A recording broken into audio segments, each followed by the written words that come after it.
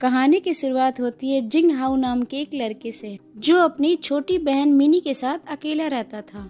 उसकी 6 साल की बहन के दिल में छेद था, जिस वजह से उसका इलाज चल रहा था। एक दिन मिनी को स्कूल छोड़कर जिंग हाउ उसके डॉक्टर के पास उससे मिलने के लिए पहुंचा। तो डॉक्टर ने बताया उसकी बीमारी की वजह से अक्सर उसे सांस लेने में दिक्कत होती है। दरअसल मिनी जब छोटी थी उसकी माँ इसी बीमारी के साथ गुजर गई थी और यही बीमारी मिनी को विरासत के रूप में मिली है। उनकी माँ के जाने के बाद जिंग हाउ के पिता उनको छोड़कर चले गए। अब सारी जिम्मेदारी जिंग हाउ के कंधों पर आ गई थी। डॉक्टर ने कहा जब मिनी 8 साल की हो जाएगी तो उसे और ज्यादा दिक्कत होगा सांस लेने में, इसलिए उन्हें जल्द से जल्द ऑपरेशन करवा लेना चाहिए। मगर जिंग हाउ के पास इतने पैसे नहीं थे कि वो मिनी का ऑपरेशन करवा सके। ज्यादातर छोटी सी मोबाइल रिपेयर की दुकान चलाकर अपना गुजारा करता था। खैर फिर रात में उसके दोस्त योंग ने फोन करके एक वेयर हाउस में बुलाया। उसने जिंग हाउ को पुराने मोबाइल से भरा हुआ एक पहाड़ दिखाया।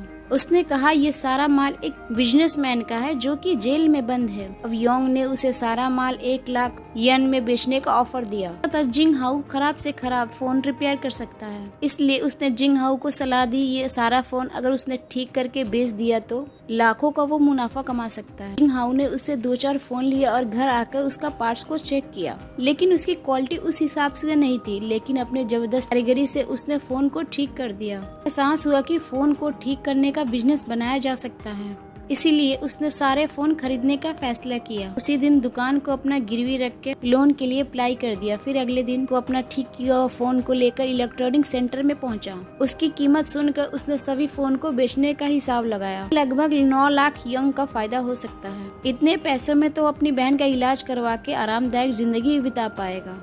फिर जल्द ही उसने सारे फोन को खरीद लिया और फिर ठीक करने के काम में जुड़ गया। और फिर 2 हफ्तों बाद सरकार ने नया कानून लागू किया, जिसके मुताबिक अब पुराने फोन को खरीदना और बेचना अब गैर कानूनी होगा। जब जिंग हाउ को यह खबर मिली तो उसके सारे सपने चकनाचूर हो गए, क्योंकि वो जल्द ही अब अपना बिजनेस शुरू करने वाला था। उसके पास अब इतने फोन का पहाड़ इकट्ठा हो चुका था कि उसे देखकर अब समझ में नहीं आ रहा था अब इनसे छुटकारा कैसे मैं पाऊँ। आखिरकार उसने साइनिंग इलेक्ट्रॉनिक ऑफिस में जाने का फैसला किया। ये वही कंपनी थी जिनके फोन जिंग हाउ ने खरीदी थी। उसकी मुलाकात लाइपिंग नाम के एक मैनेजर से हुई। जिंग हाउ ने उसे ऑफर दिया कि सभी फोन के पार्ट्स निकालकर वो ठीक कर सकता है, फिर उनकी कंपनी इसे गरीब देशों में बेच सकती है। उसे यकीन था कि विदेश में स्पेयर पार्ट्स का बहुत बड़ा धंधा बन सकता है, मगर लाइपिंग ने उसके ऑफर ठुकरा दिया क्योंकि उसको लगता था कि जिंग हाउ के पार्ट क्वालिटी टेस्ट में फेल हो जाएंगे। लेकिन जिंग हाउ ने वादा किया कि वो अच्छी क्वालिटी के पार्ट्स बनाकर दिखाएगा। उसके बाद लाइपिंग ने कहा ठीक है, थोड़े बहुत तुम पहले बनाकर दिखाओ, अगर अच्छे लगे तो कंपनी तुम्हारे साथ डील करने के लिए तैयार है। जिंग हाउ जीत और मेहनत के साथ उनमें से छोटे छोटे पार्ट्स निकालकर उन्हें रिपेयर करने में जुड़ गया। ये काम बहुत ही पेचीदा था, लेकिन मेहनत और लगन के साथ जिंग हाउ सभी के पार्ट्स निकालकर बिल्कुल ठीक कर दिए। उसके बाद वो इन्हें लेकर कंपनी के हेडक्वार्टर में जाकर पहुँच गया।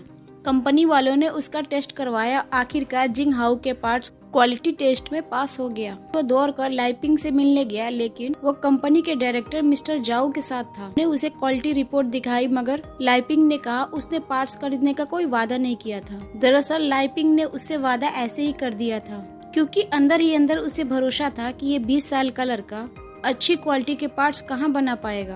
फिर जिंग हाउ दौड़कर मिस्टर जाओ के पास पहुंचा और उनसे 10 मिनट का समय मांगा ताकि वो उन्हें अपना बिजनेस आइडिया समझा सके। लेकिन मिस्टर जाओ बिजी थे, इसीलिए उन्होंने बिना सुने अपनी गाड़ी में बैठ गए। तब जिंग हाउ ने अपनी मोटर बाइक पे उनका पीछा किया। काफी खतरनाक रास्तों से बचते बचाते मिस्टर जाओ के ट्रेन के पास पहुंच गया। उसने फिर से उनसे 10 मिनट का समय मांगा और फिर उसने सारा बिजनेस अपना समझाया। और मिस्टर जाओ ने कहा वो पुराने फोन खोलकर सारा पार्ट्स थोड़ी ना ठीक कर लेगा। जाओ ने कहा सर ये मत सोचिए मैं ठीक कर पाऊंगा या नहीं, आप ये सोचो अगर मुझसे हो गया तो क्या आप डील करोगे। उसकी बात पे मिस्टर जाओ ने हामी भर दी, लेकिन मिस्टर जाओ ने ये भी कहा अगर वो नाकामयाब रहा तो मिस्टर जाओ फैक्ट्री या वर्कर का खर्चा नहीं देंगे। इस काम में सारा खर्चा जिंग हाउ को ही करना होगा। बाद में डील हुई तब उसको इन सब के पैसे मिल जाएंगे। मिस्टर जाओ ने कहा काम पूरा होने के बाद लाइपिंग से आकर मिलना। आखिरकार उनकी पूरी बात सुनकर जिंग हाउ ट्रेन से उतर गया। ये डील काफी जोखिम भरी थी, क्योंकि अगर वो कामयाब रहा तो करोड़पति बनेगा, लेकिन अगर ऐसा करने में नाकामयाब रहा तो उसकी सारी जिंदगी बर्बाद हो जाएगी। फिर तो सारी जिंदगी वो लोन ही उठाता रहेगा बेचारा।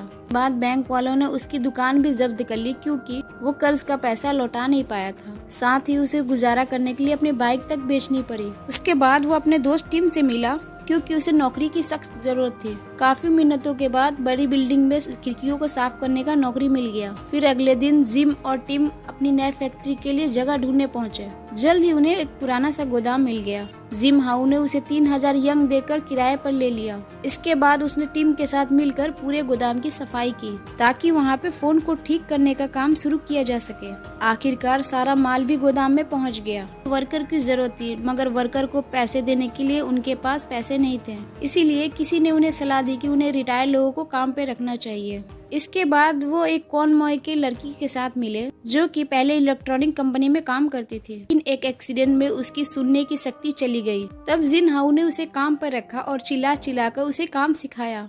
अगला वर्कर था जेम्स जो पहले मैनेजर हुआ करता था, लेकिन एक दिन उसने किसी को पकड़कर पीट दिया जिस वजह से उसे जेल जाना पड़ा। जिंग हाउ ने उसे भी स्पेयर पार्ट ठीक करने का काम सिखाया। फिर उनकी अगली मुलाकात हुई हांजी नाम के एक आदमी से जो पूरा दिन गेम खेलकर अपना समय बर्बाद करता रहता था। लेकिन उसे अब नौकरी की जरूरत है क्योंकि वो पसंदीदा एक लड़की से शादी करने वाला था। इसके बाद टिम वृद्धाश्रम से कुछ बुड्ढों को लेकर आया जो कि जिंग हाउ की मदद करना चाहते थे। हालांकि वो काफी ज्यादा बुरे थे। जिंग हाउ को उनके पूरे जीवन की काम की तजुर्बे की बहुत ज्यादा कदर थी। आखिरकार जिंग हाउ ने कुछ ही दिनों में उन्हें भी तैयार कर दिया और इन्हीं वर्कर के साथ मिलकर उसने एक नाइसव्यू नाम की कंपनी बना दी। अब जिंग हाउ दिन भर खिड़कियां साफ करने का काम करता ताकि वो अपना गुजारा कर सके। उधर उसकी बहन मिनी की हालत में अभी भी कोई सुधार नहीं था। जिंग हाउ कैसे भी करके उसे खुश रखने की कोशिश करता था। इधर उसकी कंपनी में वर्कर दिन रात काम करने लगे और कुछ समय बाद हांजिन ने अपनी पसंद की लड़की से शादी भी कर ली। सारे वर्कर उसकी खुशी में शामिल थे मगर बाद में जिंग हाउ जब पार्टी से लौटा तो उसने देखा कि उसका मकान मालिक उसका सारा सामान घर से निकालकर बाहर फेंक दिया था क्योंकि उसने पिछले 3 महीने से किराया ही नहीं भरा था। जिम हाउ ने टीम के घर में रात बिताई ताकि मिनी चैन की नींद सो सके। कुछ दिनों तक जिम हाउ और मिनी फैक्ट्री में ही रहे। उसने गद्दे के बक्सों को इकट्ठा करके बिस्तर बनाया। अपनी बीमार बहन को देखकर उसका दिल बहुत टूट रहा था मगर वो क्या कर सकता था। उसके पास बिल्कुल भी पैसे नहीं बचे थे। उसे कैसे भी करके अपनी बहन के इलाज के लिए पैसे इकट्ठा करने थे। इसलिए उसने दिन भर मेहनत करके खिड़कियां को साफ किया और रात को बेचारा फोन के स्पेयर पार्ट ठीक करता था। मगर अब भी जिंग हाउ की मुश्किलें कम नहीं हुई। कुछ देर बाद गोदाम के मालिक आया और कहा, हाँ भाई, तुमने 2 महीने से किराए क्यों नहीं दिए हैं? जिंग हाउ ने उसे गिड़गिड़ाते हुए थोड़ी और मोहलत मांगी। उसने बताया कि वो काफी मुश्किल समय से गुजर रहा है। मगर इतना सब बोलने के बाद भी गोदाम के मालिक को उसका कोई फर्क नहीं पड़ा। गोदाम के मालिक ने कहा, मुझे ये सब नहीं पता, मुझे जल्द से जल्द मेरे किराए चाहिए।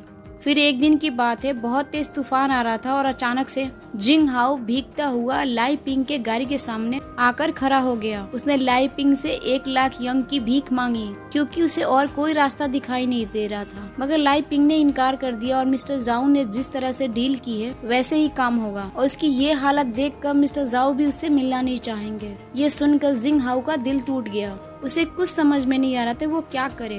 उसके कानों में उसकी माँ से किया हुआ आखिरी वादा गूंजने लगा, चाहे कुछ भी हो जाए वो मिनी का ख्याल रखेगा। अगली सुबह गोदाम के मालिक ने कहा, अगले 3 दिनों के अंदर गोदाम को खाली कर देना। अब तो जिंग हाउ पूरी तरह से हिम्मत हार चुका था। ये बुरी खबर अपने वर्कर को भी देनी थी। अगले 2 हफ्तों में काम पूरा होने वाला था लेकिन काम जारी करने के लिए उसके पास कोई जगह ही नहीं थी। आखिरकार जिंग हाउ ने हार मान ली लेकिन तभी उसके वर्कर ने कहा वो अपना काम अपने घर से करने के लिए तैयार है। वो जिंग हाउ को इस मुसीबत से अकेले गुजरने नहीं देंगे क्योंकि वो सभी अब एक परिवार थे और एक परिवार में किसी को भी अकेला नहीं छोड़ा जाता। उसके बाद सभी वर्कर ने अपने अपने घरों से काम किया। इधर जिंग हाउ ने दिन रात मेहनत की। एक रात मिनी ने उसका शुक्रिया अदा किया क्योंकि वो जानती थी जिंग हाउ इतनी मेहनत उसी के लिए कर रहा है। आखिरकार डिलीवरी का दिन आ गया। उन्होंने जो स्पेयर पार्ट ठीक किए थे वो सभी टेस्टिंग के लिए चले गए। समय बाद कंपनी में बुलाया गया जिंग और उनके वर्कर को मिस्टर जाओ से मिलने के लिए। मिस्टर जाओ ने जिंग हाउ की तारीफ की, कहा कि उनके मोबाइल पार्ट्स टेस्ट में